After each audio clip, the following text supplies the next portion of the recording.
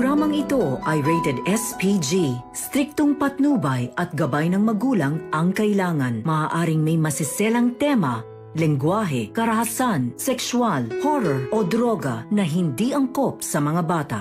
Ikaw ang aking lala sa gabing madilim. Ikaw ang Tanggapin kaya ni Justin ang alok na trabaho ni Giselle? At pabalik na din kaya si Annalyn ng Apex? Magandang araw at eto na nga tayo sa ating pinakaabangang tagpo sa abot kamay na pangarap. Welcome to my channel. Please don't forget to like, comment, and click the bell button para lagi kayong updated sa aking mga videos. Samantala, paglabas ni Robert ay siya namang pagdating ni Carlos at nasa lubong niya ito. Tinawag ni Carlos si RJ at tinanong kung saan siya pupunta.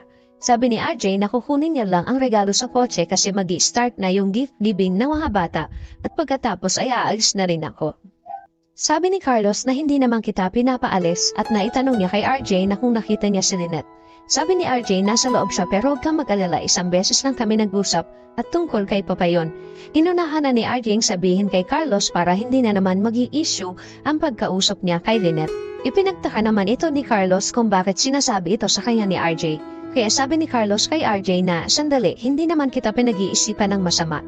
Sabi naman ni RJ na, ayaw ko lang kasi ng gulo at ayaw ko maapektuhan si Lynette.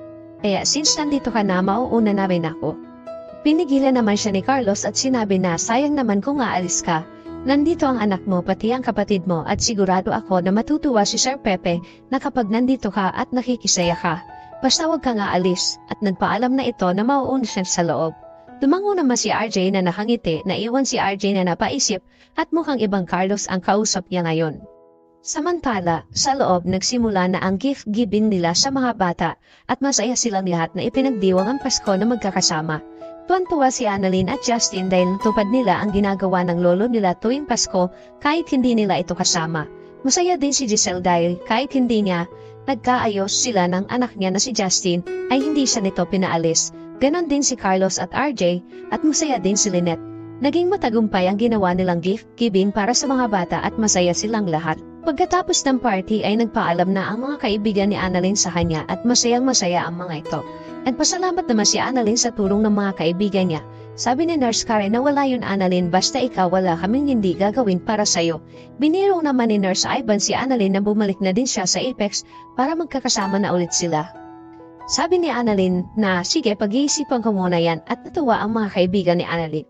Umalis na ang mga ito nang biglang lumapit kay Annalyn ang tatay Robert niya at sinabi na mismo yung mga kaibigan mo no? Sabi ni Annalyn na opo tay, lalo na po yung banding namin sa Apex dati. Habang nakangiti si Annalyn at nakatingin sa mga kaibigan niya. Ikinatuwa naman ito ng tatay Robert niya dahil nakikita niya kung gaano kasaya si Annalyn kapag magkasama sila ng mga kaibigan niya. Kaya naitanong sa kanya kay Annalyn kung gusto niyang bumalik ng Apex na ikinagulat naman ni Annalyn ang tanongin siya ng tatay Robert niya. Sabi ni Annalyn po, sabi ni Robert na bukas ang Apex para sa iyo kung sakaling gusto mong bumalik at mas magiging maganda kapag ikaw mismo ang mag-aalaga sa lolo Pepe mo.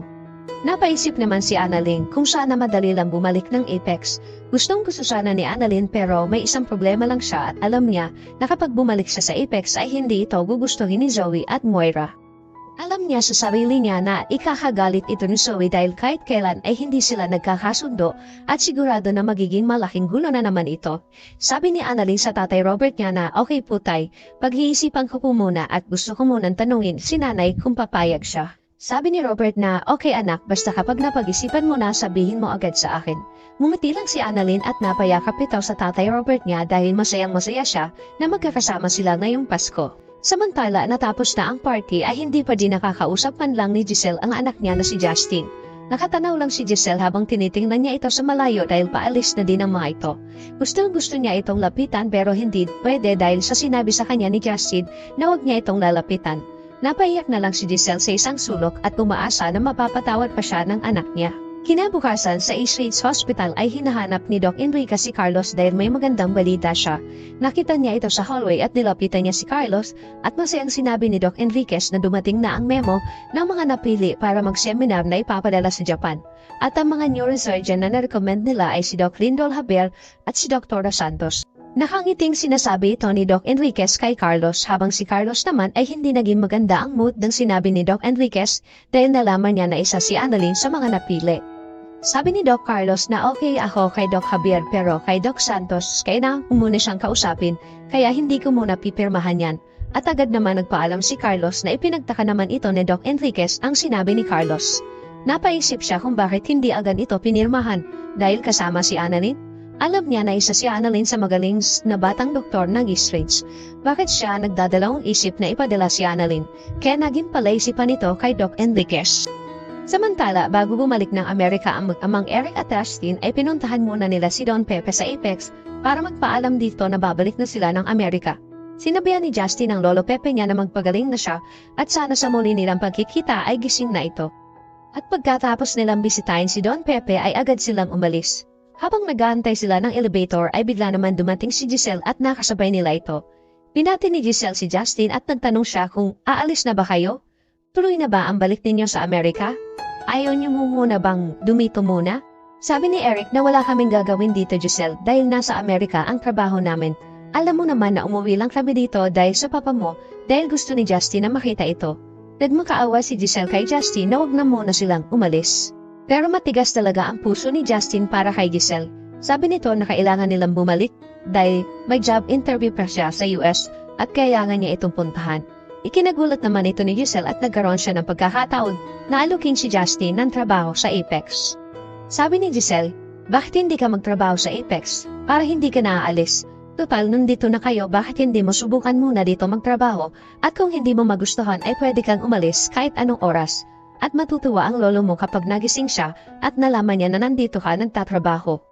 Hindi makaimik si Justin at napatingin ito kay Eric habang si Giselle naman ay nag-aantay ng sagot ni Justin at nagmamakaawa ito na please say yes.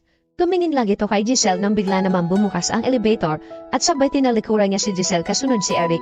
Naiwan si Giselle na umiiyak dahil kahit anong gawin niya ay tinatanggihan siya ni Justin. Sa loob ng elevator tahimik si Justin at napansin ito ni Eric. Sabi ni Eric na mukhang malalim ang iniisip mo. Bakit? Gusto mo bang tanggapin ang alok ni Giselle sa'yo? Gusto mo bang magtrabaho sa Apex? Sabi ni Justin kay Eric na, total nandito naman tayo. Gusto ko lang subukan magtrabaho sa Apex. Hindi na muna ako babalik ng Amerika at gusto kong makilala ang pamilya Tanyag. Ikinagulat ito ni Eric at nasabi niya na sigurado ka. Gusto kong bigyan siya ng chance at kung hindi kami magkakasundo ay babalik ako ng Amerika. Walang nagawa si Eric sa naging desisyon ni Justin, kaya agad niyang binalikan si Giselle at umiiyak ito nang makita niya. Sabi ni Justin na, tinatanggap ko ang alok na trabaho sa Apex. Ikinatuwa ito ni Giselle ang sinabi ni Justin. Si Justin na ba magiging CEO ng Apex? Bakit ayaw ni Carlos mapasama si Annalyn mag-seminar sa Japan? Muli na bang babalik si Annalyn sa Apex? Yan ang ating pakaabangan dito lang sa Abot Kamay na Pangarap. Huwag bibitaw at huwag kalimutan mag-subscribe. Maraming salamat po and God bless.